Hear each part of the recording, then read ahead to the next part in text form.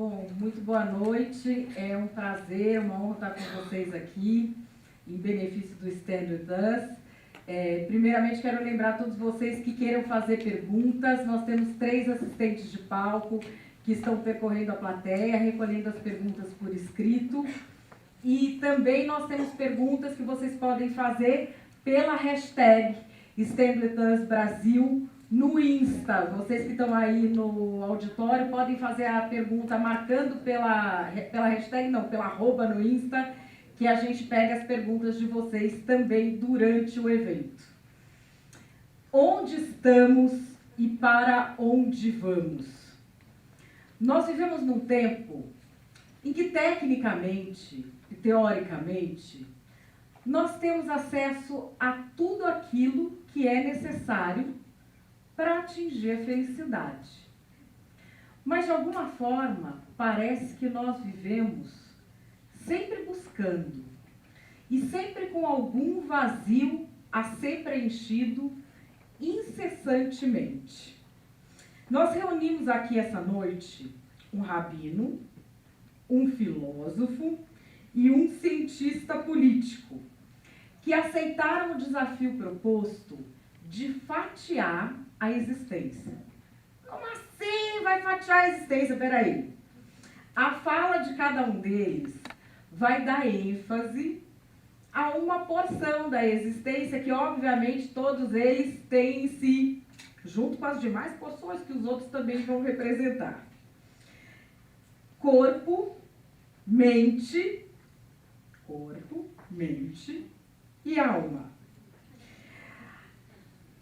É óbvio que todos os 3 têm em si todas essas dimensões, mas cada um vai tentar nos fazer refletir mais sobre uma delas, de acordo com o tempo, ok? Bom, nós trazemos aqui Rabino Dudu.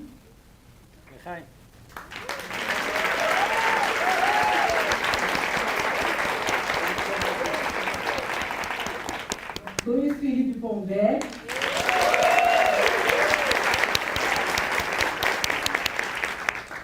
Eniose Coquier.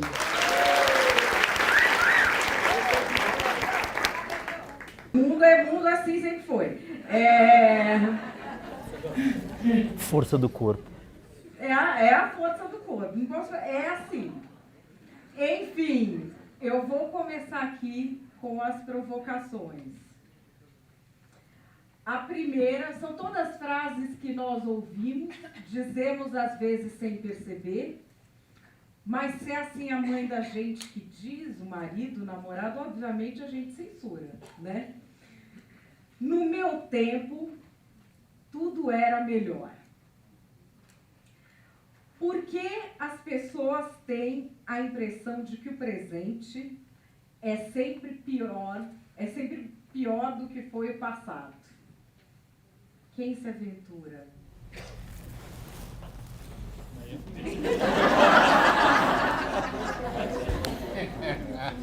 Olha.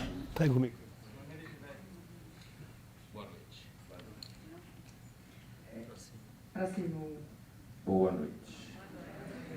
Quero agradecer o convite para estar aqui, foi um prazer ser Rabino Dudu depois de tanto tempo, né? Assim, olha, essa afirmação é uma afirmação do ponto de vista filosófico tipicamente romântica.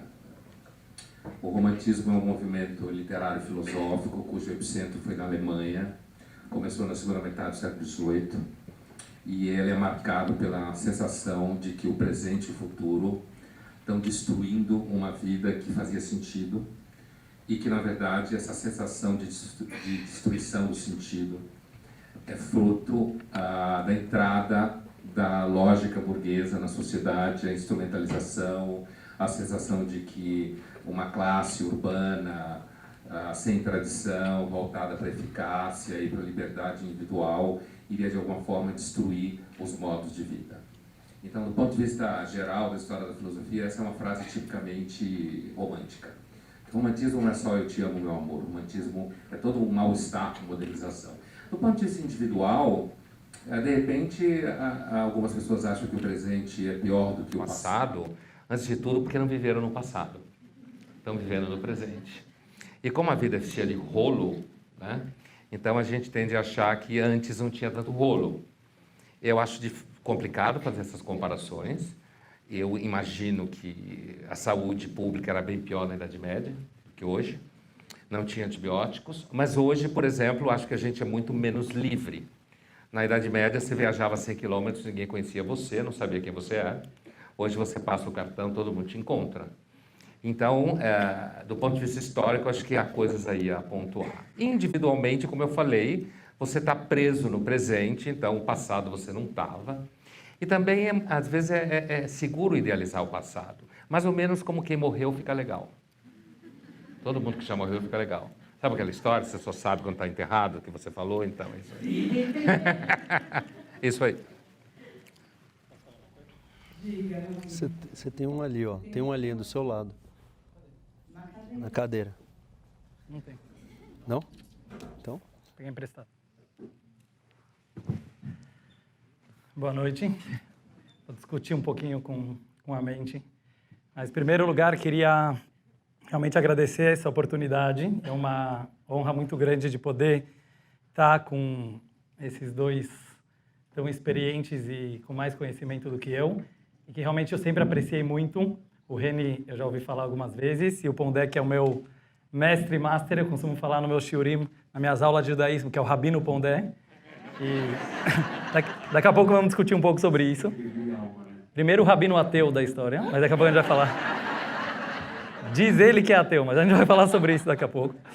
Mas, em primeiro lugar, eu queria falar que eu estou realmente muito, muito honrado e feliz de poder estar aqui com vocês.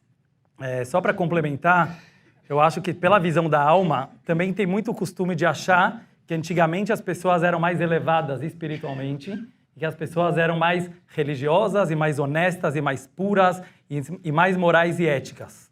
Em geral, todas as religiões tendem a achar isso. E na minha visão, muito baseado na Kabbalah, principalmente na visão do Rebbe de Lubavitch, é justo o contrário, porque o mundo está sempre em evolução. Então, mesmo quando a gente está passando por um período de talvez uma certa escuridão espiritual, na qual as pessoas estão mais confusas e não sabem exatamente que caminho trilhar, isso nada mais é do que um meio para se chegar numa luz mais profunda. Quer dizer, sempre antes da gente descobrir uma nova espiritualidade, como diz o meu rabino, precisa passar pelo deserto. A espiritualidade ela está sempre no deserto. Então você precisa de um vazio existencial para chegar naquela nova espiritualidade. Então, apesar de toda a bagunça que passamos hoje em dia, eu não tenho dúvida que nós estamos prestes a atingir uma nova espiritualidade, um novo nível na profundidade do próprio ser humano. Bom, sobrou para o corpo. Boa noite, pessoal. Queria agradecer quem organizou, André, Grace e os meus dois colegas aqui de palco, Madeleine. Bom, eu diria que as pessoas, elas fogem da realidade. Elas não gostam de se deparar com a realidade todos os dias, então elas olham para trás e procuram alguma coisa mais fácil, mais calma, mais alegre, porque se deparar com o dia a dia é difícil. E nós não queremos assumir as nossas responsabilidades do dia a dia. Então, achar que o passado é melhor, é mais cômodo, é mais confortável do que você enfrentar a realidade. O fato é que talvez a realidade não seja nem melhor, nem pior. Ela tem as duas facetas da vida. Ela tem o que tinha de pior no passado, mas a qualquer momento o presente pode ser pior do que aquele passado que supostamente era pior, né? Então, se a gente olha, por exemplo, para a questão da saúde, ou da educação, ou das evoluções sociais que a gente conquistou, quando a gente olha para o presente e fala, não, está tudo melhor. A qualquer momento, tudo que supostamente está melhor pode ficar pior. Então, eu acho difícil a gente taxar que era melhor, ou era pior, ou vai ser melhor. Na verdade, as duas partes da realidade continuam presentes no dia a dia, no passado e no futuro, cada um com seus contextos diferentes. Talvez lá atrás a gente tivesse condições de saúde pior, mas hoje nós temos doenças novas piores. Então mudou um pouco a faceta, mas no fundo você tem os dois lados. Você tem o lado bom e ruim no passado, o lado bom e ruim no presente, e vai ter o lado bom e ruim no futuro. Acho difícil a gente olhar para a realidade com essa separação, né? Eu acho que o corpo tem isso. O corpo é sobre a realidade, é sobre o que nós estamos vivendo na prática. A prática da vida, ela não é boa ou ruim. Ela tem o lado bom e o lado ruim, o tempo inteiro. No passado, presente e futuro.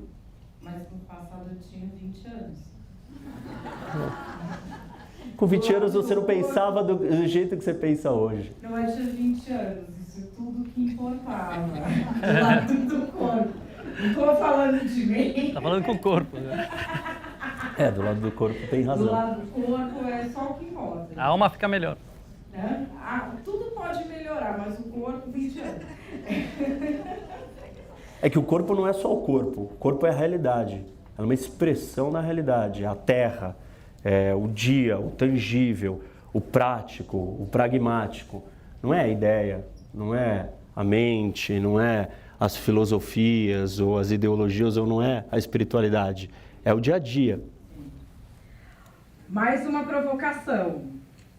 A vida é a busca da felicidade, certo? O propósito da vida é a negação de todos os desafios e sentimentos humanos para que a gente fique exclusivamente buscando felicidade, que é só um deles. Pondé gosta desse texto. Pondé costuma dizer que ser feliz é brega hoje em dia, então eu quero... Verdade ou não?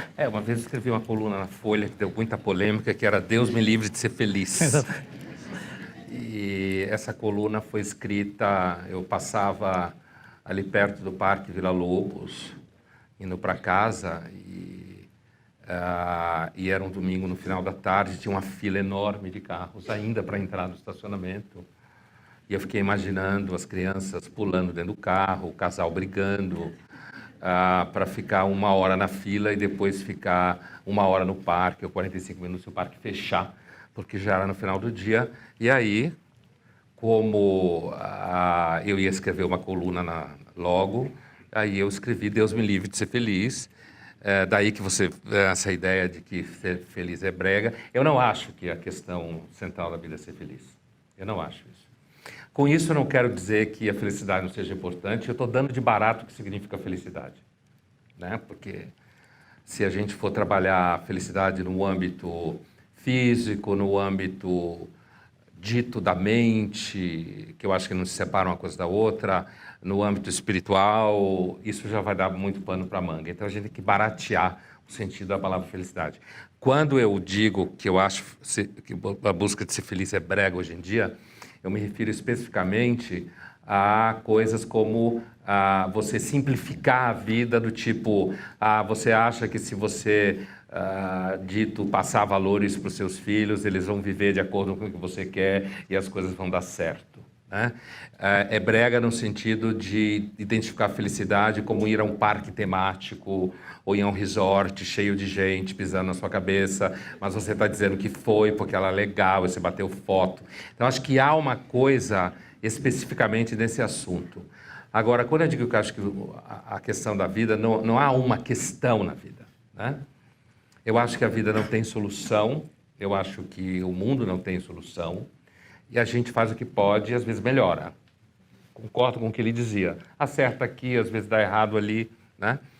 E dentro disso, eu acho que há um domínio hoje do entendimento de felicidade como usufruto do corpo, saúde, né? Há um entendimento de felicidade como ninguém deve dizer nada que faça você sofrer. Hoje todo mundo se ofende com qualquer bobagem, né?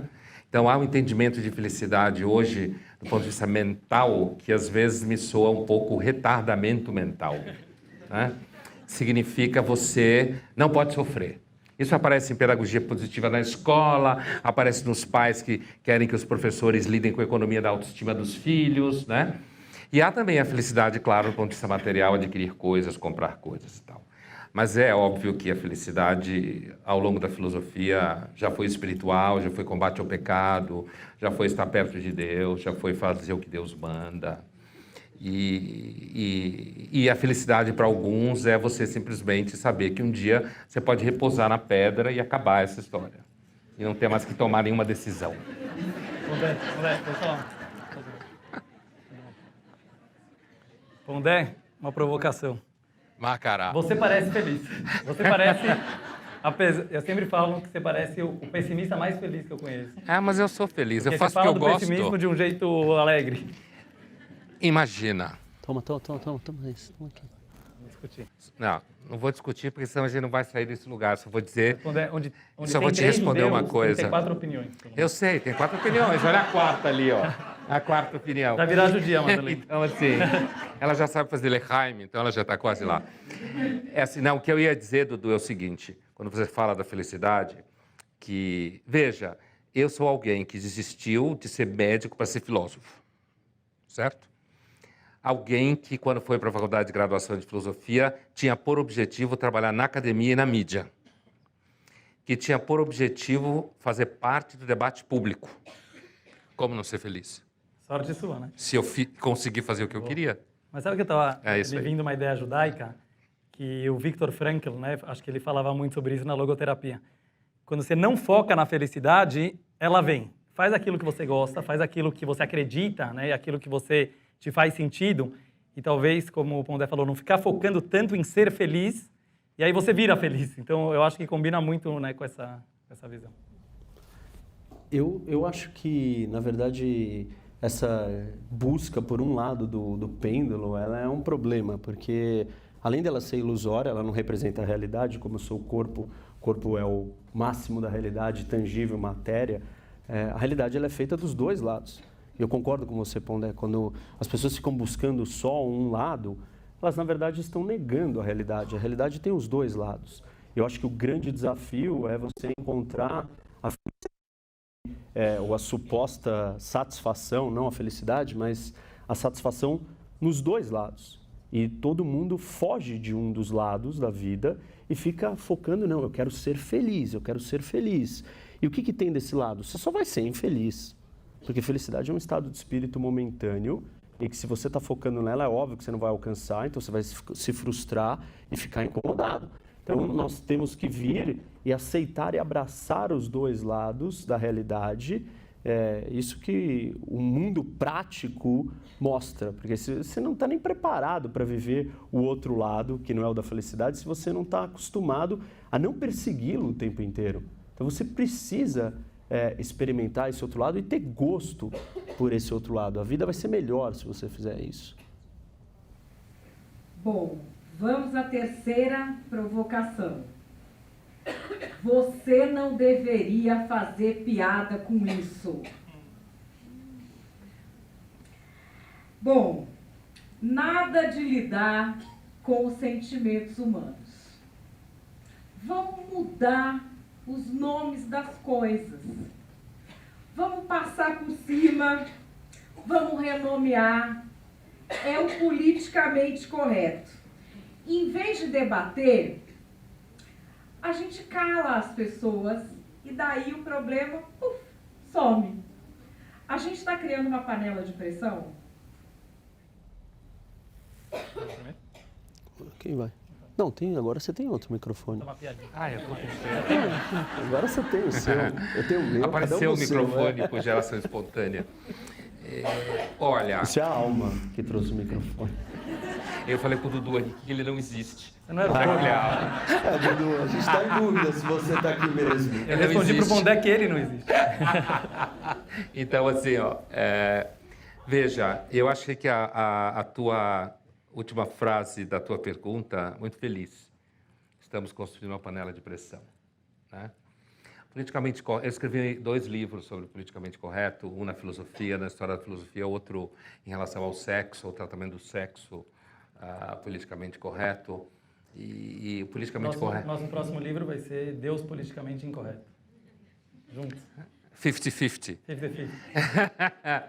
Então, assim, eu penso que o politicamente correto, penso não, historicamente ele está ligado a movimentos sociais que querem fazer com que as pessoas entendam que existem grupos que não circulavam em ambiente público e passam a circular em ambiente público e, portanto, essa raiz do politicamente correto, ela se cola a uma outra prática filosófica americana, que é uma escola chamada pragmatismo, que entende que se você mudar palavras e frases, você muda gestos e formas de pensamento.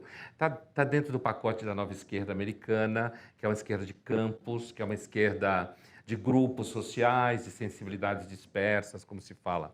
Eu entendo que a entrada de pessoas que não circulavam no espaço público pede educação doméstica. Então, se você está trabalhando num ambiente onde agora existem mulheres, por exemplo, você não pode ficar contando piada ou fazendo comentários escrotos sobre mulheres ou qualquer outro grupo que possa circular dentro do ambiente de trabalho. Agora, eu acho que a tua última frase é muito boa, porque na prática o politicamente correto se tornou uma censura, se tornou uma tentativa de eliminar o elemento de risco do pensamento. Se transformou em lobbies universitários, em processos jurídicos da mídia, em limitação do pensamento, e ele vem junto, ao mesmo tempo ele tem uma pegada profunda na democracia, porque a democracia é um regime em que você precisa agradar as pessoas para ganhar voto. Então, na medida que você quer agradar as pessoas para ganhar voto, você tem que levar em conta o nível de ofensa que as pessoas sentem. E aí, nesse ambiente politicamente correto, ele pode, inclusive, florescer. Mas, do ponto de vista do pensamento e do ponto de vista do sexo, inclusive, o sexo politicamente correto é um sexo em que as pessoas... Sabe o que é relacionamento beta?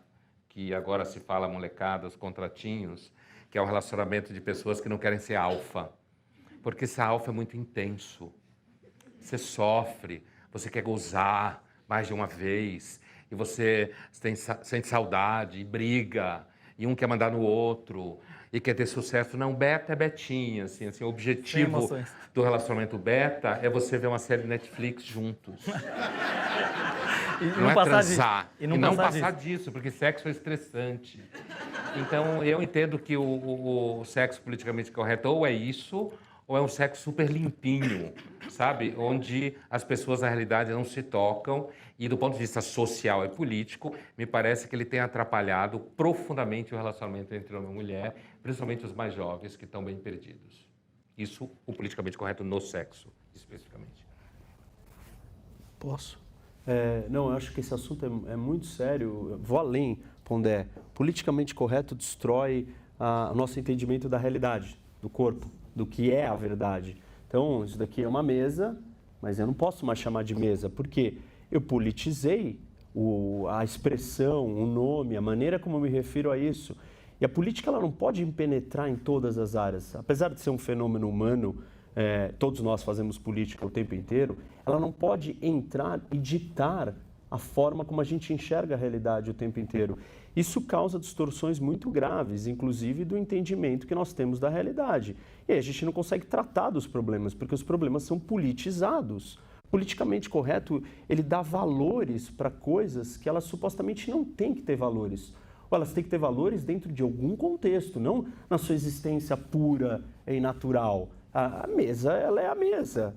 Tudo bem, se eu uso a mesa para atacar alguém, aí eu tenho que ter alguma trave, algum controle na minha referência à mesa ou na forma como eu estou me apossando da mesa. Mas, caso contrário, a gente não pode politizar tudo. Se nós politizarmos tudo, nós simplesmente vamos destruir a ciência, o conhecimento, a realidade, o pragmatismo, a forma de lidar com os problemas. Porque nós não estamos entendendo o que é, a gente não pode mais chamar pelo nome.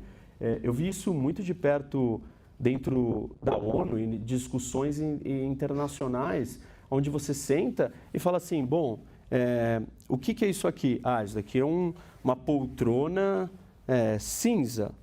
Aí alguém levanta a mão, não, poltrona não, poltrona é sagrado para mim. Tá bom, então é um objeto de sentar cinza. Não, cinza não pode, porque cinza me ofende. Então tá bom, então não é nem poltrona nem cinza, é um objeto de sentar com uma cor indefinida.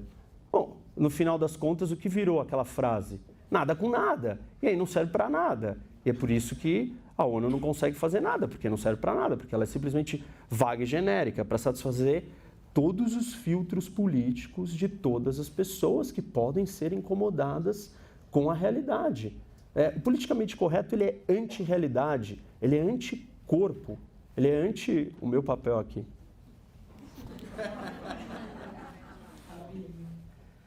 Como um bom judeu, eu vou responder com uma historinha.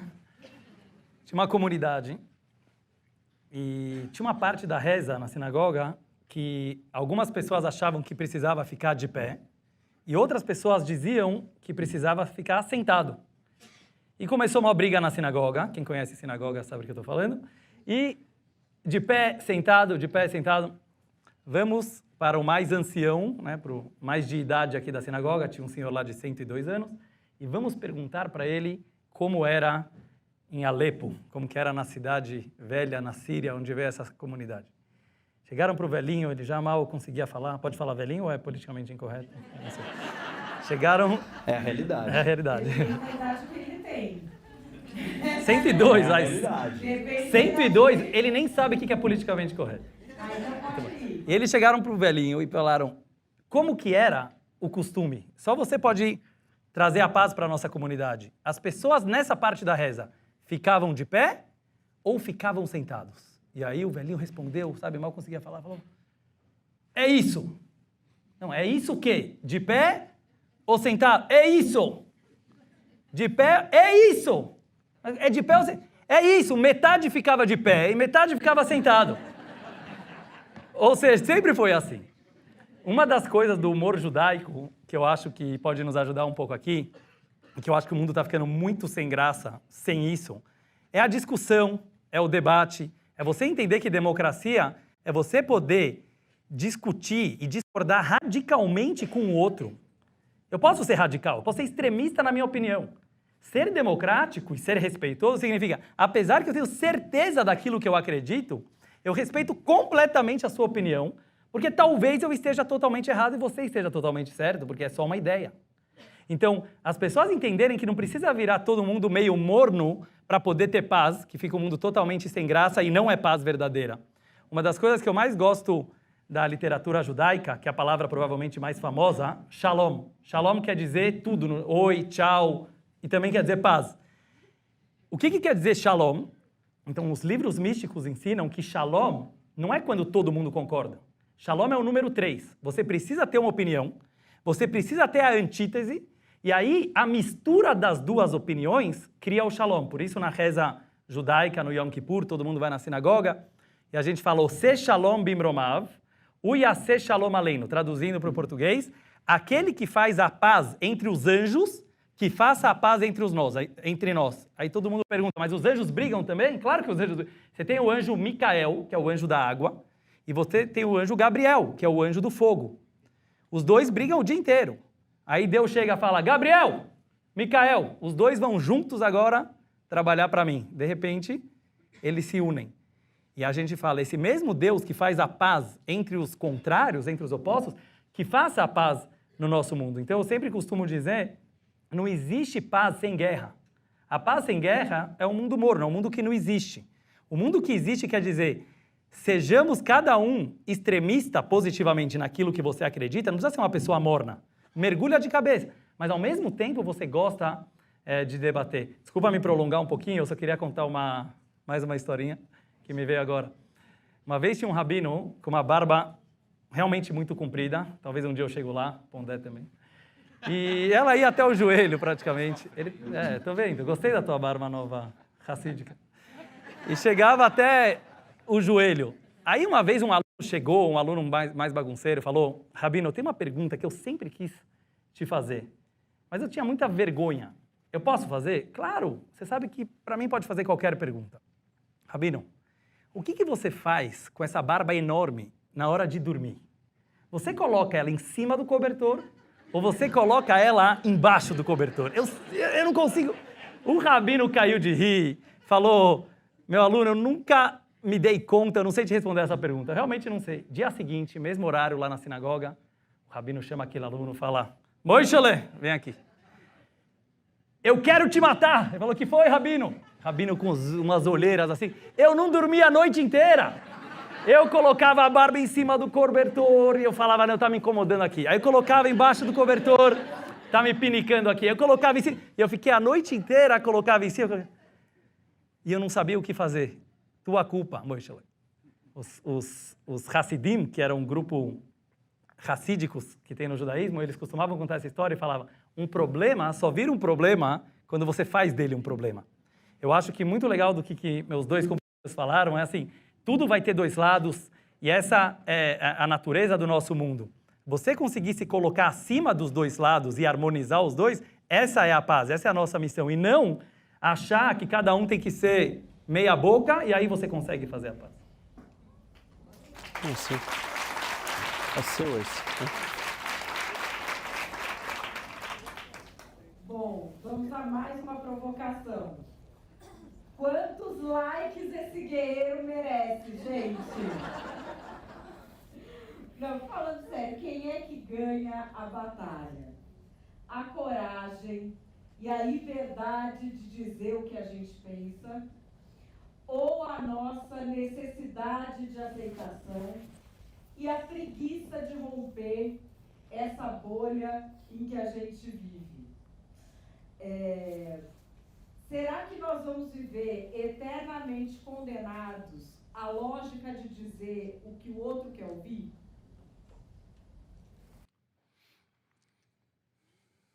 Então, acho que essa questão está ligada à tua questão anterior e pensando no que o Rabino dizia, o problema do politicamente correto é que ele não tem humor. Para você ter humor, você precisa ter ironia e precisa guardar um pouco aquilo que você falou, talvez eu esteja errado.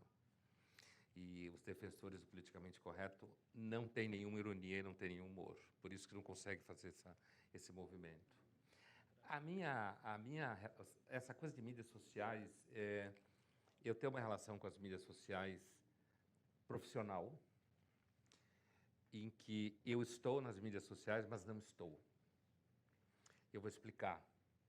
Tem um canal de YouTube, tem um monte de seguidores, tem uma página, não sei o quê, Twitter, Instagram. E assim, eu tenho umas ex-alunas minhas que têm uma empresa chamada Doca, elas administram minhas mídias sociais.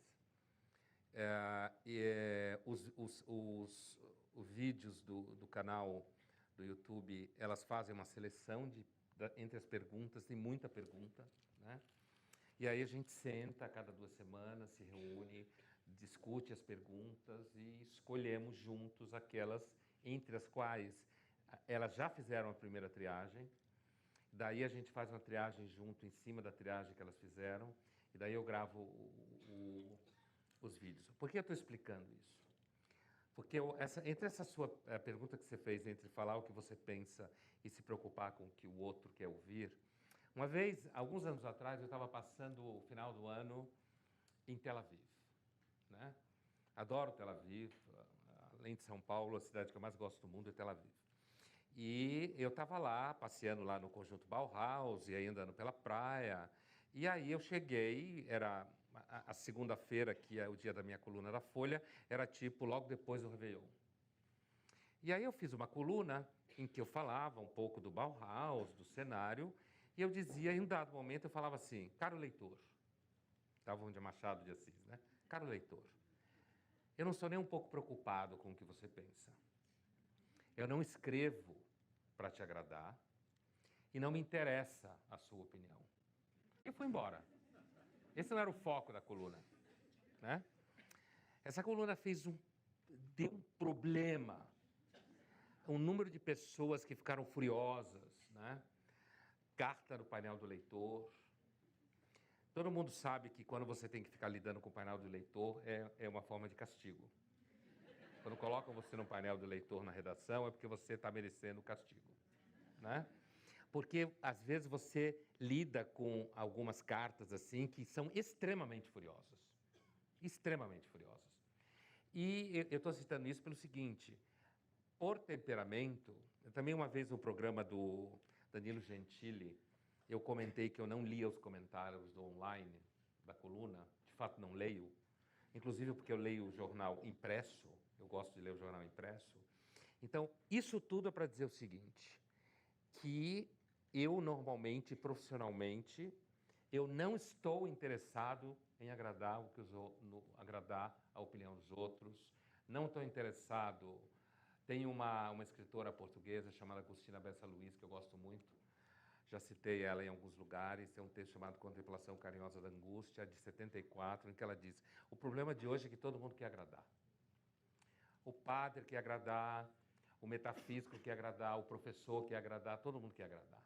Como que numa afetação infantil de querer agradar os adultos porque são frágeis, as crianças, os adultos estão na mesma situação. Ela escreveu isso em 74, imagina. Foi uma profetisa. E, assim, mas quando eu digo que eu não estou interessado e as mídias sociais, eu não estou nas mídias sociais, portanto, eu não tenho nenhum contato com o que falam sobre mim nas mídias sociais. Zero. Eu não sei nada. Eu sei as perguntas que as meninas selecionam e eu respondo sem citar os nomes, mas a pessoa que veio responder, que é seguidor meu, vai reconhecer a pergunta dela e vai ver que dentro daquele universo X, eu selecionei 8 ou 10 perguntas e gravei 8 ou 10 vídeos em cima daquilo. E, assim, a minha percepção disso, né, além de ter uma característica interna ao próprio jornal, no caso, que é um jornal que visa quebrar o coro dos contentes, produzir posição plural, produzir conflito, a minha percepção é a seguinte, é que eu, de certa forma, provo com o meu trabalho que tem muita gente que gosta de ser tratado como adulto. Porque se eu tenho um monte de seguidores, e um monte de gente que me lê na Folha, e um monte de gente que compra meus livros, e eu nunca estou preocupado em agradar ninguém, isso não significa que eu estou preocupado em desagradar alguém. Isso significa que simplesmente eu quero levar uma conversa minimamente adulta com os leitores e os seguidores, e é isso que eu faço. E se eu tenho um retorno, eu provei que essa situação, que eu acho uma forma de retardo mental, você produzir o tempo inteiro preocupado com o que o outro pensa, não é universal no nosso mundo. E isso faz de mim um otimista, por incrível que pareça. Quer? Não, eu acho que é interessante você dizer que você não interage com eles e não ouve o que acontece ali dentro. Talvez isso te mantenha com a sanidade em ordem. Porque assim, quando eu vou lá dentro, eu faço um comentário, as pessoas, ou elas vêm me chamando de fascista, ou de esquerdopata. Aí eu falo assim, peraí, mas eu não posso ser as duas coisas, né? Como é que as pessoas estão achando coisas tão distintas? E aí eu acho que a vontade de agradar, ela é enfatizada, ela ganha uma proporção muito maior dentro daquele universo, do universo digital, que no meu ver é um universo completamente maluco e apesar dos ganhos que a gente tem, de poder falar com muita gente, quer dizer, eu já questiono essa ideia de falar, eu escrevi um artigo para a Veja que chama Cacofonia Digital. E aí eu acho que a democracia está sendo afetada por esse universo digital. Porque ali não dá para ter conversa.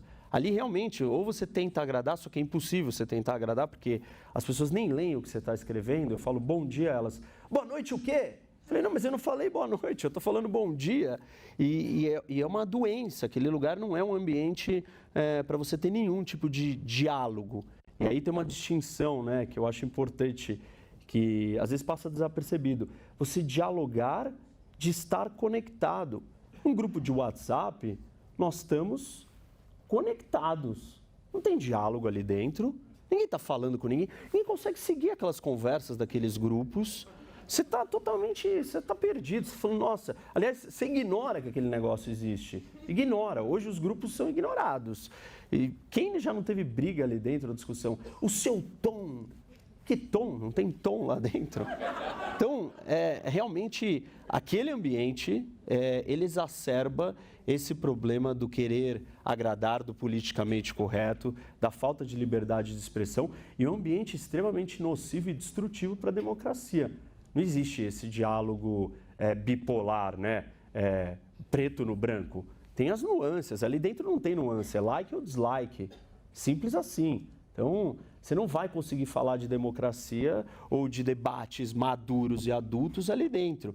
Eu acho que simplesmente as pessoas que te leem ali, Pondé, e você não está ouvindo elas gostaram, entenderam o que elas quiseram e elas devem ter opiniões totalmente estranhas sobre o que você fala. Na verdade, quem me segue e me lê já sabe que eu não leio comentários. Então, eles já têm uma relação comigo, eles sabem que eles falam com as meninas. E tem uma relação meio doentia, né? Porque eles querem falar com ninguém, reclamar pra ninguém, então, xingar alguém, mas aí que tá. Os xingamentos, elas não trazem para mim. Ah, tá. Elas trazem para mim as pessoas que querem falar comigo sobre determinados assuntos. E eles sabem que estão falando com elas. Não é tipo uma mentira do tipo, elas fingem que sou eu. Não. Elas são elas, eles sabem que estão falando com elas e elas me transmitem algumas das perguntas que elas selecionam. Os xingamentos, essa coisa toda que existe, eu sei que existe, né? Tanto lá, quanto na TV Cultura, quanto na Folha. Isso daí eu nunca tomo conhecimento. Então, de fato, isso... Que bom. talvez ajude a minha sanidade. Preciso de coisas que ajudem a minha sanidade, porque a sanidade é sempre frágil, né? Frágil. O Rebbe de Kotsk costumava dizer assim. Já ouviu falar? Conhece esse Rebbe? Nosso Rebbe. Ele gostava muito da verdade. Ele costumava dizer o seguinte, a frase é em Yiddish, mas eu acho que é melhor falar direto em português.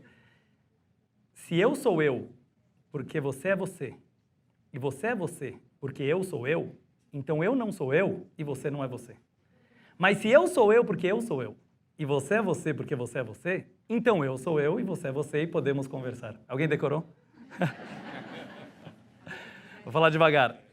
Se todo o meu eu depende do teu você, quer dizer, se você chega para conversar com alguém e direto você já está querendo agradar, será que ele vai gostar? Será que ele não vai gostar? Então você tem um monte de eus, né, que vai se adaptando de acordo com o cliente. Então o Rebbe de Kotsk, ele prezava muito a verdade, então ele costumava dizer, seja você mesmo em qualquer situação. O Pondé falou do caso dele, eu não vou entrar muito em redes sociais, mas, por exemplo, eu como rabino, até quando me encontrei a primeira vez com o Pondé, ele falou, você é rabado mesmo? Você é... E eu falei... Eu pergunto toda hora para ele, você é rabado eu falei, eu sou um rabado mais moderno, e a gente conversa muito. E eu vi, óbvio, pela minha experiência, por muitas coisas que a gente... Legal quem ligou a luz aí para a gente ver a plateia. Agora virou uma conversa mais gostosa. Mas muitas vezes, assim, na vida...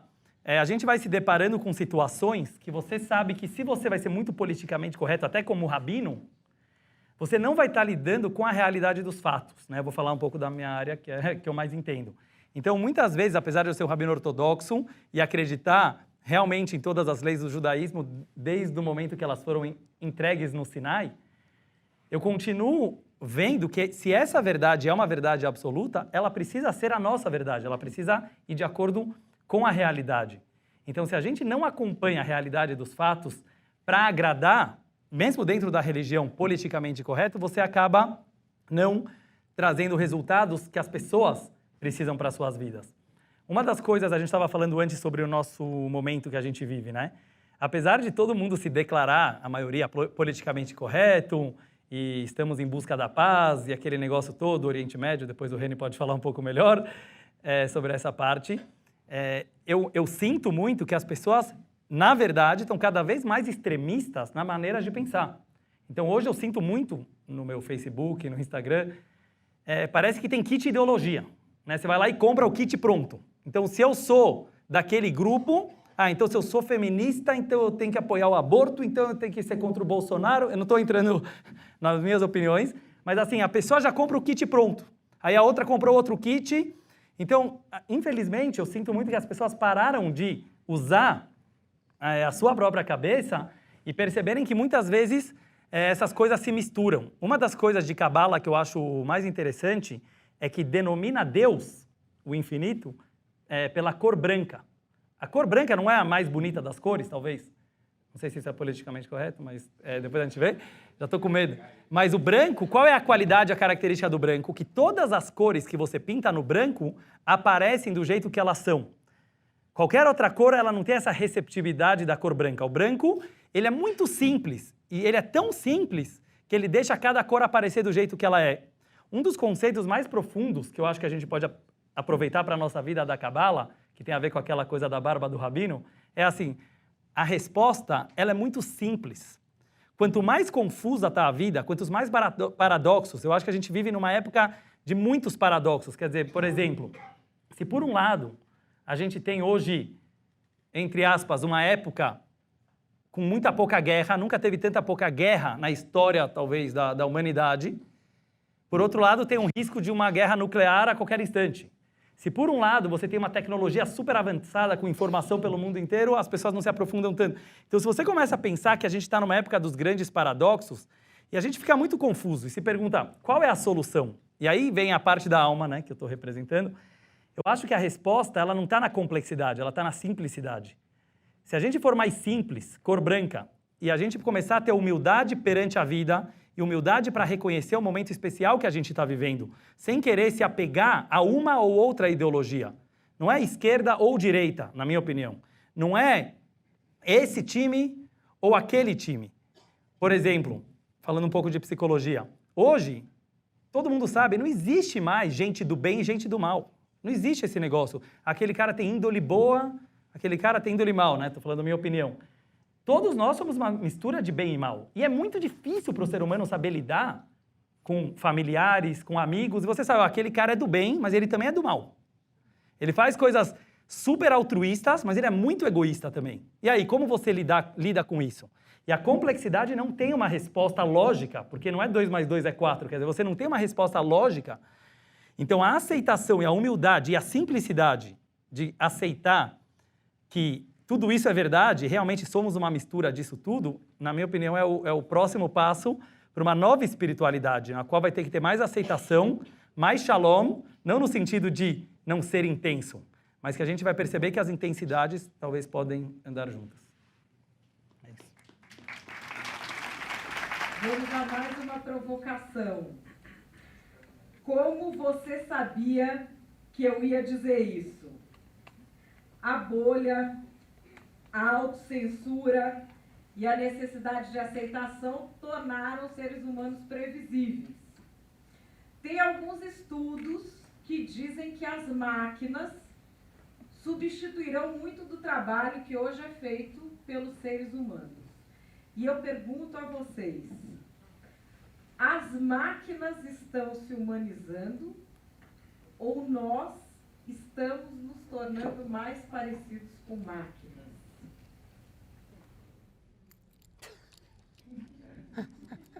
Então, Rabino Pondé. Depois o filósofo Dudu. veja bem, primeiro o teu comentário sobre a coisa do bem que você falou,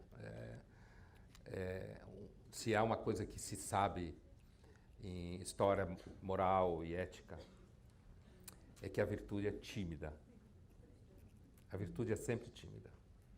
Ela nunca fala sobre si mesma, ela é prática e nunca teórica, e só o outro pode avaliar a sua virtude. Se você avalia a sua própria virtude, o outro imediatamente já suspeita que você é um mentiroso. E essa é o argumento máximo para impugnar qualquer teoria de marketing da ética. Não existe isso, isso é um círculo quadrado. Isso é um problema na nossa época, com certeza é. Porque fica todo mundo querendo mostrar que é bom, que está do lado do bem, e, na verdade, normalmente é uma preocupação de agradar. Agora, essa coisa das máquinas, eu tenho uma ideia talvez um pouco simples disso. Eu acredito que os seres humanos farão qualquer coisa que esteja à mão deles no futuro, que torne a vida mais produtiva, mais rica, mais barata, mais eficaz. E não só no sentido de você ter uma interação entre máquina e entendendo máquina, que essa interação, como que os americanos em inglês se chamam de carbonos alterados, quer dizer, você colocar em interação material cibernético, inteligência artificial. É claro que a inteligência artificial vai acabar com um monte de emprego, a gente não tem capacidade de lidar com uma série de dados como algoritmos conseguem. Meus alunos, eu dou aula de graduação há 22 anos. Alguns anos atrás eles perguntavam, Pondé, como era que vocês viajavam antes do celular? E agora eles perguntam, Pondé, como vocês viajavam antes do Waze? Né? Como vocês se achavam? Né? Então, você tem um processo de naturalização do artifício, como se fala em filosofia. E você vai assimilando esse artifício. Você vê um sujeito, 70 anos, correndo no parque, ele toma 15 remédios de manhã. 15 remédios. Sem aqueles 15 remédios, ele morre 10 minutos depois. Certo? Isso é artifício. Isso é artifício, isso é técnica.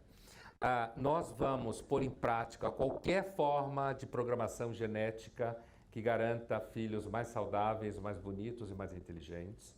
As companhias de seguro vão taxar pessoas que forem geradas ao acaso, ou seja, numa gozada, certo? Vão taxar, porque vão ser um poço de sinistro, certo? E essas crianças vão, quem sabe, processar os pais por irresponsabilidade reprodutiva. O Ministério Público vai processar esses pais, certo? Então, quando eu disse que a minha ideia era simples, é o seguinte, que independente de qualquer ideia religiosa, ética, o que for, o impulso técnico pela redução do sofrimento e pela ampliação do usufruto do corpo e da vida e do barateamento do custo faz a gente fazer qualquer negócio. Então, eu acredito que vai haver uma humanização e uma maquinização, mas eu acredito, de certa forma, mais uma humanização das máquinas, de certa forma. Humanização no sentido delas ficarem parecidas com a gente e quem sabe um dia alguém vai namorar uma robô super descolada e linda, assim. Aí, certeza. Certeza. Isso certeza. Com 20 anos forever. Mas isso já não acontece? A gente já não namora com isso aqui? A gente fica o dia inteiro grudado nisso? Já não é uma fixação, já não é uma obsessão, quase uma relação simbiótica com essa máquina? Eu não vejo a humanização das máquinas, por mais que exista evolução técnica e do ponto de vista simplista a gente consiga falar, não, elas estão mais humanas, mas eu vejo que o outro processo é muito mais sério, muito mais problemático, que é nós nos tornando máquinas, e isso tem efeitos assim muito graves. Imagina que se a gente só tiver máquinas trabalhando e não tiver emprego, tá bom, as pessoas não precisam viver do emprego, elas não precisam trabalhar desde que elas tenham renda. Isso é um problema seríssimo. Aliás, esse é um das saídas que o Bill Gates tem falado. Vamos taxar aqueles que tiverem mais robôs, porque os robôs vão tomar os lugares, as posições de trabalho das pessoas. Então a gente taxa os robôs e esse dinheiro vem para as pessoas, já que elas não vão ter emprego, mas elas vão receber renda. Só que imagina quem não trabalha e só vive de renda. Nós vamos ter se a sociedade hoje caminha e sofre dessa depressão e dos 1000 remédios, imagina como é que vai ser uma sociedade das pessoas que não trabalham e todas vivendo de renda. Vai ser um mundo muito mais problemático. Isso sem falar no ápice dessa história, que é as máquinas dominarem as pessoas, dominarem o controle da sociedade. E aí toda a ficção científica, todos os filmes que a gente assiste descrevem esse cenário. E esse cenário é muito real. Imagina a capacidade de um algoritmo de ler o que você gosta e saber coisas sobre você que nem você sabe. Porque o Facebook, né, ou as mídias digitais, elas te dão impulsos que você não sabe que você está recebendo, e esses impulsos estão sendo armazenados, e com isso eu estou construindo um perfil psicológico seu, e eu, na hora certa, no momento certo, eu vou estimular e apertar os seus botões, que você nem sabe que estão sendo apertados. Então, do ponto de vista político, o nível de manipulação que pode ser criado é tão destrutivo, assim, todos os pesadelos do Matrix, a tudo que a gente conhece nessa linha de domínio e controle total das pessoas. E, enfim, ou a gente tem uma ruptura para quebrar esse avanço e nesse processo de domínio a gente não consegue viver desse jeito, e aí a gente tem um cataclisma, ou é inevitável, porque as pessoas cada dia ficam mais cegas e menos conscientes e têm menos informação e entendendo o quanto elas estão sendo conduzidas por coisas que elas nem sabem.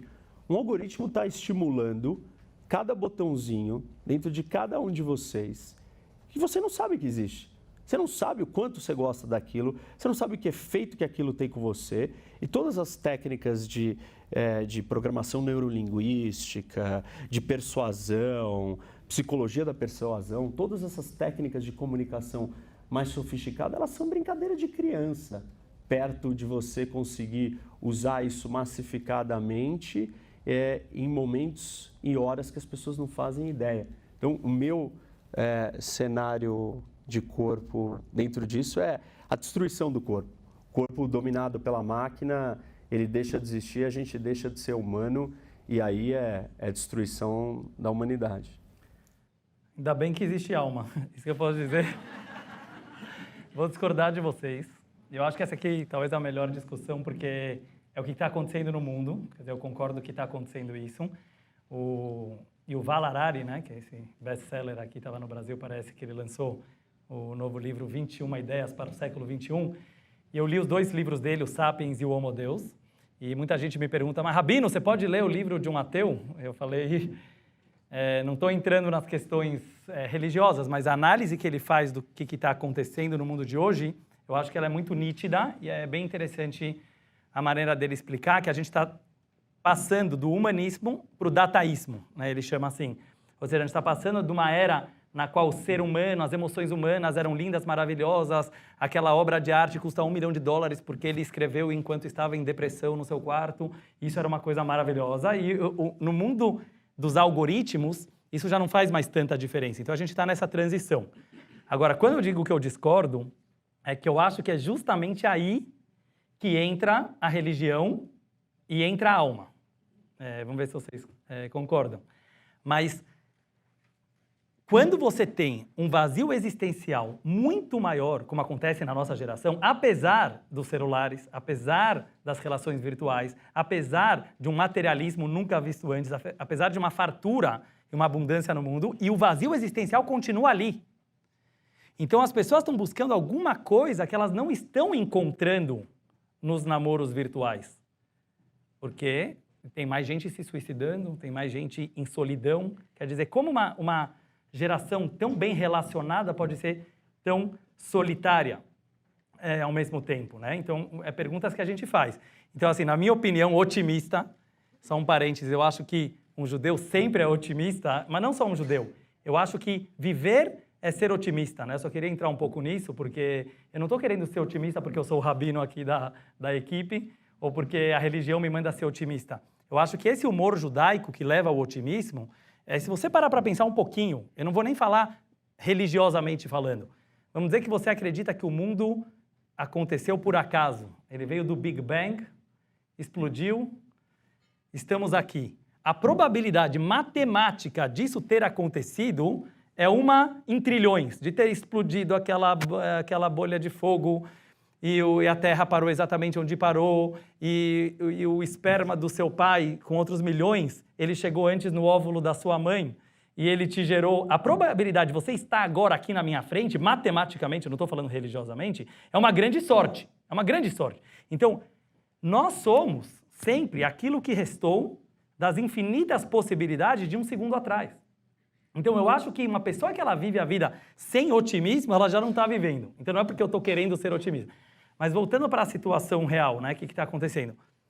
Eu acho que essa tecnologia toda, que realmente parece que o mundo está ficando mais superficial, mais materialista, mais consumista, vai levar, no final, a uma conclusão que isso não preenche o ser humano. Então, trazendo um pouco só as palavras do Maimônides, e com isso eu quero finalizar a minha parte, o Maimônides, há 800 anos atrás, escreveu sobre a tal da era messiânica, né, a era do futuro. Chegará um tempo que o mundo terá tanta fartura e tanto conhecimento que as pessoas apenas se dedicarão ao conhecimento de Deus. Como eu interpreto isso? Quer dizer, está acontecendo. Daqui a pouco não tem mais médico, não tem mais advogado, não tem mais político, não tem mais empresário. E não sou eu que estou falando, os grandes estudiosos. Então, o que vai fazer o ser humano? E é aqui que entra a graça.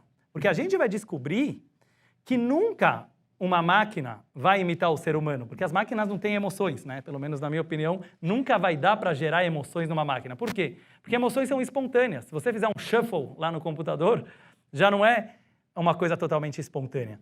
Então eu acho que a gente está passando por uma nova era, que realmente as máquinas e robôs vão começar a ocupar muito do que nós estávamos acostumados a fazer, e aí vai entrar a grande espiritualidade do ser humano, que é descobrir que ser humano é o mais legal de todos, e a gente vai deixar os celulares um pouco de lado e vamos começar a achar que é muito mais legal bater um papo igual a gente está batendo aqui. Acho que é realista. Bom, vamos a mais uma provocação. A paz é o nosso principal objetivo. É realmente possível a gente chegar à paz, ignorando conflitos, passando por cima deles, como a gente tem feito, sem enfrentar verdadeiramente os conflitos? A paz precisa de guerra? Essa eu começo. Tem um provérbio romano que chama "Si vas pacem, para bellum". Se queres a paz, prepare a guerra. E é muito interessante, porque se eu falar para vocês disso, se a gente falar disso em qualquer outra área da vida, quer uma coisa, procura o inverso que você vai ter aquilo, você fala, tá louco. Mas, dentro da paz, não existe falar de guerra. Não dá para você falar de paz se você não entender o que é a guerra. Aliás, se eu perguntar para vocês qual é a definição da paz, parte da definição vai ser ausência de guerra. Esses dois conceitos, na realidade, no corpo, do ponto de vista do real, eles não existem separados. Você não consegue alcançar um sem viver o outro. Aliás, não faz nem sentido você falar de paz, você não entende o que é a guerra, você não entende o que é a paz se você não viver a guerra. A guerra é uma parte essencial. Aliás, a guerra contém as sementes da sua própria destruição. Você só chega na paz se você viver a guerra até o seu ápice, até o seu momento de maturação, onde ela está pronta para mudar o seu ciclo e aí sim virar a paz. Você não consegue pular da guerra para a paz sem você exaurir a guerra. E as pessoas tentam fazer isso. Esse é um dos problemas do mundo de hoje, nas relações internacionais, nos conflitos entre os países. Desde que a ONU foi criada, nós inventamos a ideia de intervenções militares, intervenções de paz. E aí, os países estão ali em guerra, o conflito está existindo, as pessoas estão brigando por razões históricas, milenares, diversas, sem fim, e aquele conflito é interrompido, achando que aquilo vai trazer a paz.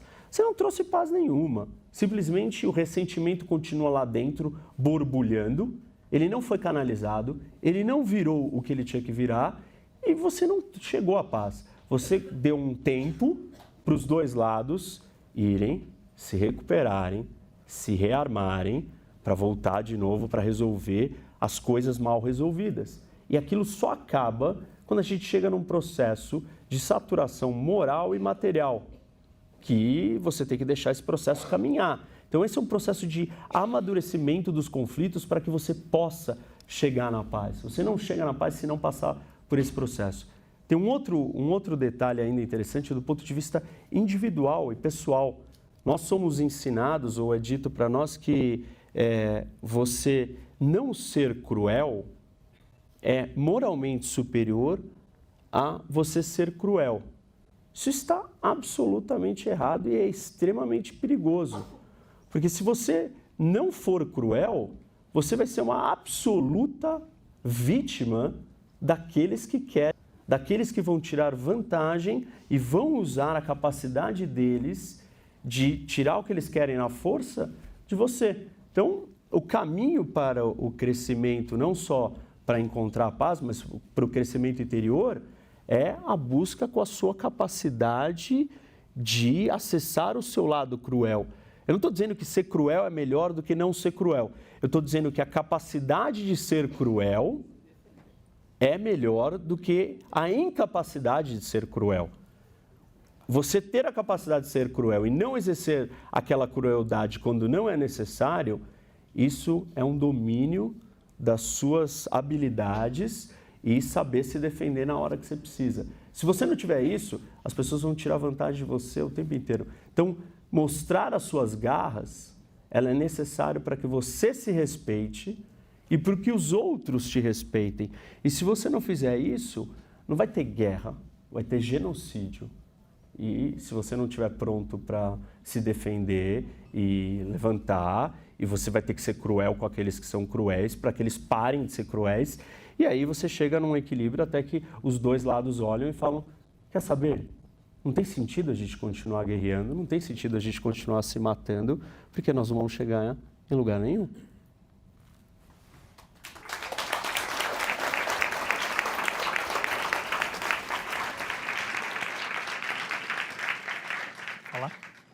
Para mim, você falou tudo já.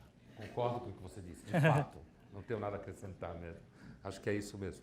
Só uma anedota judaica para complementar. Também concordo com tudo que o Reni falou. Uma vez, um rabino chamou 3 alunos. Moishe, sempre tem Moishe. Vem aqui. Se você é sócio na empresa, teu amigo, vocês criaram a empresa junto, e você vê lá uma possibilidade que você pode lucrar um pouco mais, vai passar a perna no teu amigo, e ele nunca vai perceber.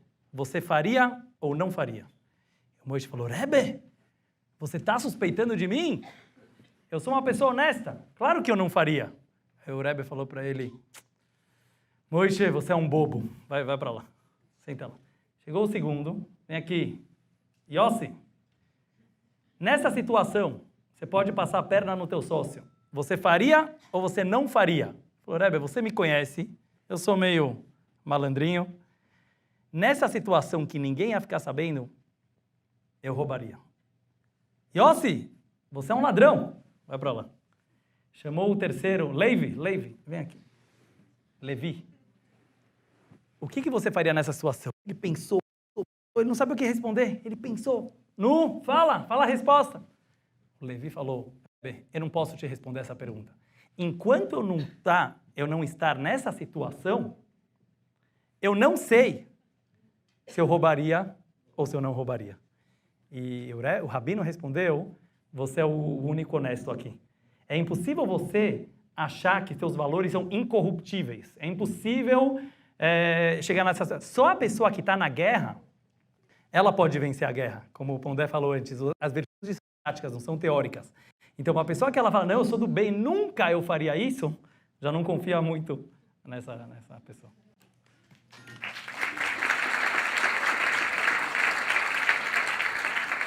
Bom, vou aqui a última, e aí a gente tem as perguntas da plateia.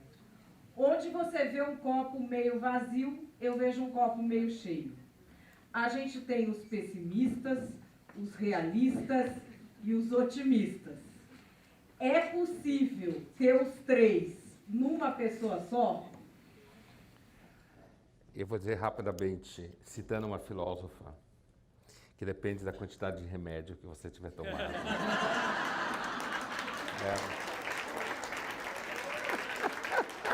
Ela é a filósofa. Se você não estiver tomando remédio, você é pessimista. Se você tiver tomado uma dose justa, você é realista. Se você tiver tomado mais, você fica otimista. Né? Então, na verdade, depende da quantidade de remédio, do ponto de vista do seu estado de humor naquele dia. Na filosofia, normalmente os pessimistas duram mais tempo. Não a pessoa, mas o pensamento do pessimista, né? Porque ele acaba sendo um pouco mais crítico. Só isso. Mas eu concordo com a filósofa aqui. Estamos otimistas quanto a você, como filósofo. Espero que eu não seja tão otimista, eu vou desaparecer do mapa. Eu li essas piadas de Facebook, recebi há um tempo atrás, era um copo meio cheio, meio vazio. Aí falava a opinião de cada um. Então, primeiro o pessimista, né? Esse copo está metade vazio. Aí vinha o otimista e falava, esse copo está metade cheio. Depois vinha o cara das redes sociais. Esse copo está me ofendendo. Então, muito bom, muito bom.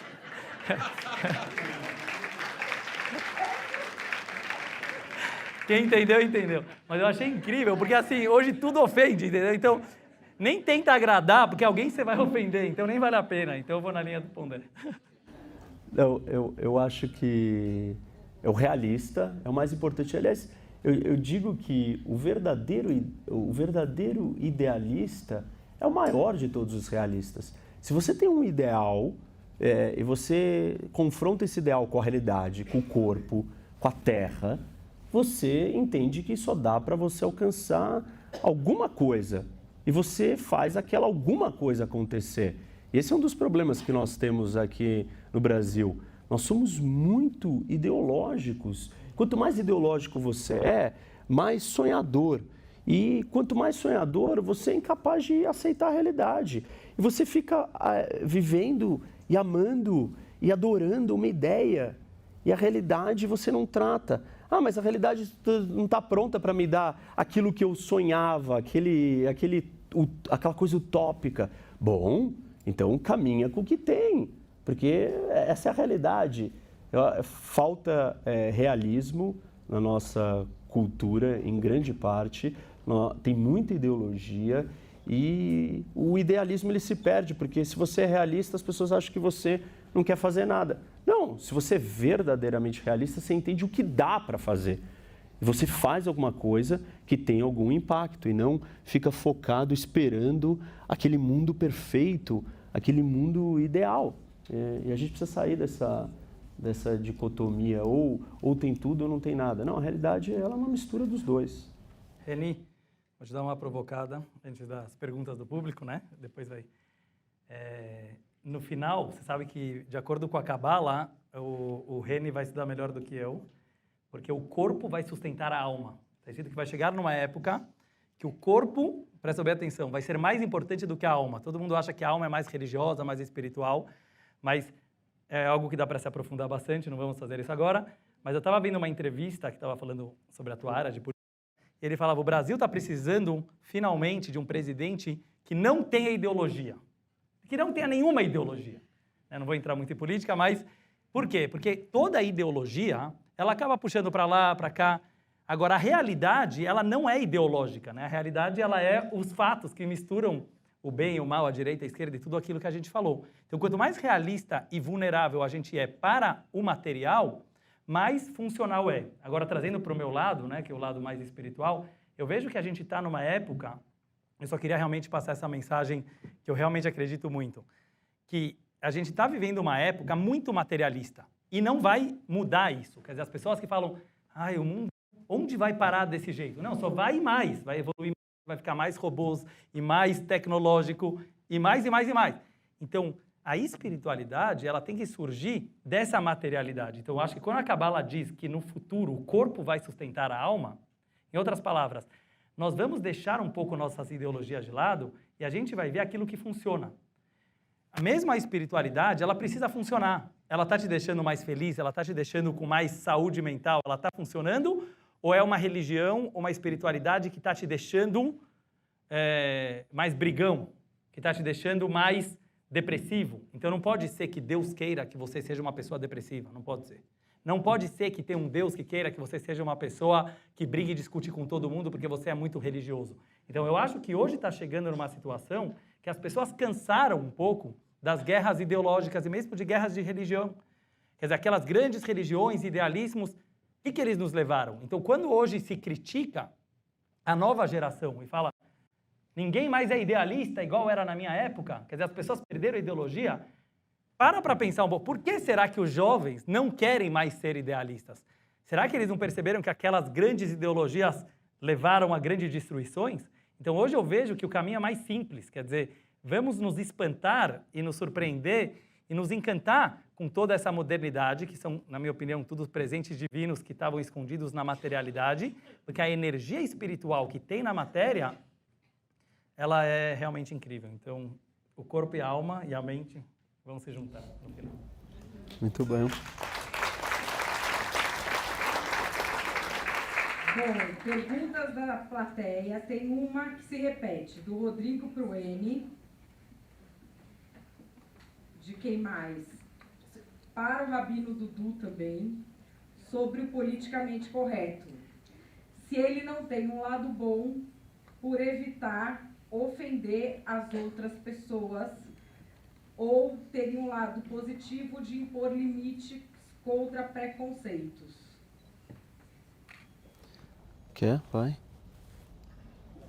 Eu vou falar disso também, mas fala. Eu acho que não. Eu acho que o politicamente correto não limita nada, só gera processo, produz panela de pressão e você não consegue pensar se você não correr riscos de ofender pessoas. Agora, é claro que o que eu acho que o politicamente correto parece ser necessário é porque simplesmente as pessoas estão cada dia com menos educação doméstica, falta educação, não sabe se comportar, não sabe minimamente lidar com outras pessoas perto e aí quer que o Estado interfira nisso e toda vez que o Estado interfere em costumes, ele é um elefante numa loja de cristais. Então, tampouco evita necessariamente preconceitos. Uma coisa é você ensinar uma criança que pouco importa a cor dela, outra coisa é você destruir uma obra de literatura simplesmente porque tem uma expressão assim ou assado. Então, eu tendo a achar que a gente passaria muito bem sem o politicamente correto. Eu vou mais longe. Eu acho que, na verdade, a tentativa de reprimir a expressão verdadeira do que as pessoas sentem ou querem falar, você cria uma bomba relógio de um pêndulo, que é um pouco do que nós estamos assistindo, que é a resposta a esse politicamente correto exagerado, ele traz a coisa para um outro lado, onde a conversa fica mais difícil, mais exagerada, mais inflamada e mais retórica. O politicamente correto, ele deixa as pessoas sensíveis, frágeis. Nós não vamos ser cidadãos, pessoas, seres humanos melhores se nós formos mais frágeis. Ao contrário, a gente não pode se ofender com tudo, nós temos que ter estrutura para lidar com as coisas e capacidade de resposta. O politicamente correto, ele cerceia a liberdade de expressão e eu acho que você só tem mais tolerância quanto mais você expõe as pessoas a testes e costumes e hábitos de lidar com coisas que não são extremamente agradáveis e só perfeitas para ela. Porque se você só dá coisa perfeitinha, as pessoas se tornam cada vez mais intolerantes. Então, o exagero do politicamente correto produz uma sociedade, na sua raiz, na sua essência, mais intolerante. Quanto mais isso é colocado para fora, mais isso é debatido no marketplace of ideas, né? No mundo das pessoas debatendo as coisas, mais liberdade você vai ter, mais contra-argumentos o outro tem que arrumar para rebater aquilo. Eu acho que ele é uma evolução, você permitir que as pessoas falem o que elas querem. E aí a gente pode olhar para sociedades diversas que têm esses modelos. A sociedade americana é uma sociedade onde a liberdade de expressão tem o seu teor máximo. E ela é mais democrática, ela tem menos surtos extremistas comparados, por exemplo, com a sociedade europeia, onde você tem que cercear mais a liberdade de expressão, ser mais cauteloso com o que você fala e você tem um efeito colateral pior. Eu acho que nós só vamos ter tolerância quanto mais a gente conviver com o diferente. Conviver com o diferente é falar o que é o diferente, o outro ouvir, ter que entender, ter que digerir e se tiver que rebater, rebata. Mas sem isso a gente vai caminhar para uma situação pior. Concordo com você. Concordo com vocês e não estou sendo politicamente correto, mas quer passar para a próxima? Passa para a próxima. Não, e fora que o politicamente correto não adiantou nada. Eu sou mulher, tem mulheres no ambiente de trabalho no Brasil desde quando? E ainda parece que é um OVNI baixando, cada vez que baixa a gente escuta as coisas mais horrorosas todo dia. É uma preguiça. Não, eu tenho preguiça porque a gente gasta metade do dia explicando, meu senhor, o senhor não foi educado pela sua mãe? Na sua casa, preciso eu educar você aqui, criança? Não, precisa eu educar você. É feio falar isso. Eu falei feio falar isso, né? Mas enfim, pra gente terminar, já que nós temos só 5 minutos, eu vou com uma pergunta simples, que veio da plateia, ok? Deus existe? Quem responde isso? A alma. Essa pergunta eu queria fazer para o Pondé, na verdade. De novo uma historinha. Uma vez chegou um cara para um rabino, um ateu, judeu ateu, tem bastante. Estava vendo uma pesquisa que o mais que tem que se declara como ateu é judeu. Né? Sou judeu ateu, você não encontra isso muito em outras religiões, né? Mas o fato dele dizer que ele é judeu antes já é interessante. Ele falou, rabino, nem adianta começar a me convencer de nada, a conversar comigo, porque eu sou ateu, eu não acredito em Deus. O rabino respondeu para ele o seguinte, o Deus que você não acredita, eu também não acredito. O Deus que eu acredito, você também acredita. Eu agora vou falar uma declaração aqui para o meu querido amigo Pondé, se eu posso chamar assim, de todos os livros, que eu acho que eu li todos, e principalmente esses últimos 2, Espiritualidade para Corajosos e Contra um Mundo Melhor, eu achei fantástico a posição que o Pondé coloca em relação à espiritualidade, em relação a Deus, ao Sinai. Aconselho a todos lerem o livro. E o que me marcou muito, né, que aquele vídeo que o Pondé ele fala, eu sou um ateu não praticante. Porque a maioria dos ateus, e é uma coisa que eu acho que, porque muitas vezes eu converso com ele, eu trago nas aulas, porque ele diz assim, a maioria dos ateus, eles tentam provar o tempo inteiro que é óbvio que Deus não existe. E, como ele chama, os inteligentinhos, né? Eles acham que é mais inteligente dizer que Deus não existe. E o Pondé escreve lá no livro, ele fala, até hoje a ideia mais elegante que eu conheço sobre a criação do universo continua sendo Deus. Porque se o cara para de acreditar em Deus, ele vai acreditar numa coisa pior. Ou na história, ou na ciência, ou nele mesmo, né? Que aí é o pior. Quando o cara começa a acreditar no cérebro dele, aí já era. Então, quando eu leio isso, fortalece meu judaísmo, de ver que até um ateu é tão judaico assim. Mas agora, brincadeiras à parte, eu falei para ele antes, eu falei, posso te fazer uma pergunta polêmica? E eu acho que vou aproveitar a pergunta da plateia e perguntar assim, Pondé, fala a verdade. Depois, porque eu vi que nesses últimos livros você parecia realmente muito mais espiritual, não sei se tua barba tem a ver com isso também, mas o que o Pondé hoje, 2018, tem a dizer. Porque o que o rabino tem a dizer, todo mundo já sabe, né? Vou falar que eu acredito em Deus. Claro, na minha opinião, cada um chama isso de um outro jeito, entendeu? Um chama de acaso, o outro chama de nada, não existia nada, outro chama de ciência, mas para mim isso é Deus, e por isso eu não tenho problema de conversar com ninguém, entendeu? Que chame Deus de outros nomes. Mas eu queria saber a opinião do Pondé em relação à espiritualidade dele como judeu, ateu, não praticante. Então, caro Rebbe, presta atenção. É assim, eu já escrevi isso algumas vezes, assim, eu nunca experimentei, talvez tenha dado sorte até hoje, nenhuma situação na minha vida em que eu me sentisse propenso a ter fé, certo? Então, tem um filósofo romeno que diz, nasci sem o órgão da fé, e é um filósofo chamado Émile Cioran. E então, para mim, a posição ateia, ela sempre foi uma posição crescida num ambiente extremamente secular, não religioso, ateu de formação. Então, foi uma coisa meio, como se fala em filosofia, ateísmo orgânico, né? Agora, minha cadeira na PUC durante 22 anos foi filosofia da religião, né? Conheço um pouco o judaísmo, o cristianismo e também um pouco o islamismo.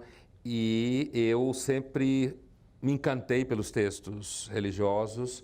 Acho que existe uma enorme sabedoria em textos religiosos, aqueles que eu conheço. Às vezes muito melhor do que textos contemporâneos que querem lidar com coisas X, Y, Z. E agora, a minha visão de mundo, ela, assim, do ponto de vista cosmológico, como se fala em filosofia, ela como você viu no livro, ela é uma mistura de Jerusalém com Atenas, né? Eu digo no livro, mesmo quando eu estou no Sinai, eu uso uma metáfora assim, o grego sempre me visita, por conta da formação filosófica. Então, quando eu falo que eu sou um ateu não praticante, é porque eu acho que é possível você não ter fé e, no entanto, você ter um nível de espiritualidade. E é isso que você percebe. Quer dizer, um nível de indagação acerca do sentido das coisas em que você não tem medo que talvez Deus exista, certo? E que talvez em algum momento você tenha que rever suas posições. Eu sou muito, assim, do ponto de vista da formação filosófica e pessoalmente, muito marcado pela tradição trágica, como você sabe, porque lê meus livros. E eu tenho uma percepção muito trágica no sentido grego da realidade. Acho que a vida não tem um sentido a priori, e eu acho que é essa grande questão que me apaixona. Se a vida não tem um sentido a priori, como que a gente faz? E eu acho que a gente arranca o sentido das pedras, como é uma metáfora que eu costumo usar. Agora, ao mesmo tempo, eu, inclusive, leio e já li muito literatura mística, eu não deixo de perceber que a realidade inteira, às vezes, parece um milagre. Você mesmo descreveu o milagre aí, daquilo acontecer justamente daquela forma, né? Então, na verdade, Dudu, a questão de Deus não é um problema para mim. Não é um problema nem no sentido de provar que ele existe, nem de provar que ele não existe. E nesse sentido, às vezes eu tenho a impressão que eu converso melhor com Deus do que alguns religiosos que vivem atormentados pela necessidade de certeza que Deus exista. Eu ia falar agora, se pode interromper. Pode. Que todos nós fôssemos ateus igual a você. Quem lê o livro dele, como ele fala da Torá, como ele fala do Velho Testamento, os valores, eu acho que, desculpa te interromper, mas é isso que eu tenho que trazer muito para a nossa vida. Talvez todos nós não tendo a obrigação de ser o advogado de Deus, como muitos religiosos acham que nós temos a função de ficar defendendo Deus o tempo inteiro, eu acho que você acaba encontrando Deus muito mais. Sabe quando você fala, trate bem a natureza, mas não te garanto que ela vai te tratar tão bem assim? Não existe uma lógica no funcionamento do mundo e todo mundo já percebeu. Mas será que essa aleatoriedade não é Deus? Quer dizer, chama como você quiser. Eu acho muito legal, né, essa proximidade entre essas duas visões, porque talvez esse é o Deus que está todo mundo procurando. Mas isso talvez é o papo para uma outra conversa. E, Reni, você quer falar? Eu vou fugir um pouco dos dois ou trazer uma outra ideia e puxar para o corpo e para a realidade para finalizar. Eu quero trazer um personagem da mitologia grega que é Anteu. E Anteu era uma figura que era filho de Gaia, terra, mãe, e filho de Poseidon, né, o rei dos mares. E ele tinha um passatempo ali, que é quando os viajantes passavam pela sociedade, ele queria lutar com eles. E ele entrava no combate e levava eles para o chão e destruía eles. E aí o Hércules, ele era invencível, o Hércules começou a pensar, mas, mano, como é que ele tem tanta força? De onde vem a força dele? A força dele vinha dele estar com os pés no chão. E Hércules, então, desenvolve uma ideia e fala, eu vou lutar contra ele, mas eu vou levantá-lo do solo. Vou tirar ele do chão, e aí ele mata Anteu fora do chão. E aí, essa historinha, ela mostra para nós, ou simboliza, que nada que a gente faça na nossa vida sem ter os pés no chão funciona. Nós perdemos todos o nosso poder sem a consideração do corpo, da realidade, da terra, do dia a dia, do prático, do pragmático. Nós, talvez aqui, o que está faltando hoje um pouco para o Brasil é pé no chão. A gente precisa de pé no chão. Corpo, mais corpo. Parabéns. Foi uma mensagenzinha, a gente também. O André precisa ir embora, todos nós.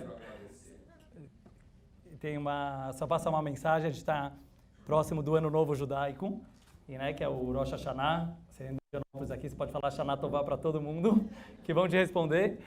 E só para finalizar, a gente fez essa brincadeira do corpo, mente e alma, mas o legal é a gente perceber como tudo se mistura, e nós somos uma mistura, né?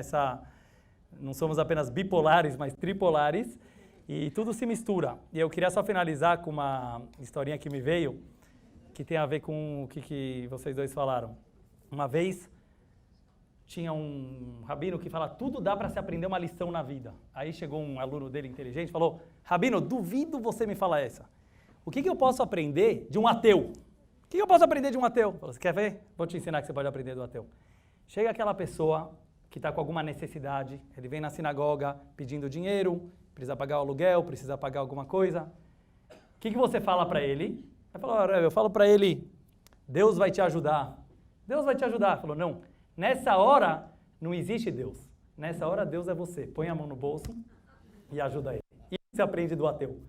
E eu acho isso uma coisa que vem do humor judaico, mas que a gente pode finalizar. Vamos ser mais humanos. Eu acho que Rosh Hashanah é o dia da criação da humanidade, é o dia que o homem foi criado. E se a gente para pensar, é tão incrível o ser humano, com todos esses dilemas que a gente tem, e Deus está dentro de nós, Deus não está só lá em cima. Então, no final das contas, eu acho que tudo se mistura, e como esse rabino falou, vamos nós ser sócios de Deus, pelo menos, e ser amigos de Deus, como o Pondé é, você conversa com Deus mais que muitos religiosos, e que no final a gente consiga realmente trazer mais humanidade, mais espiritualidade, que tenha um Shana Tová.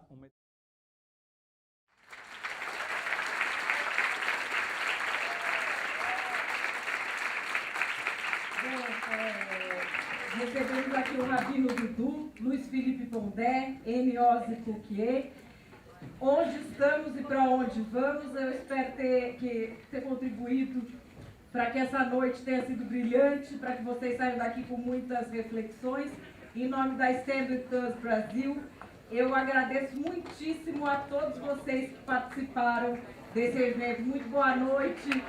Tchau.